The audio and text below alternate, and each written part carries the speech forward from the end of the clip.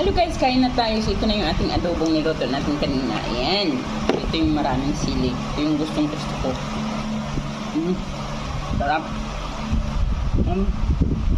Tutong.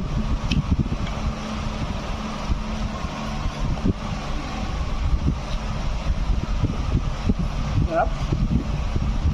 Grabe. Ang lambot ng baboy.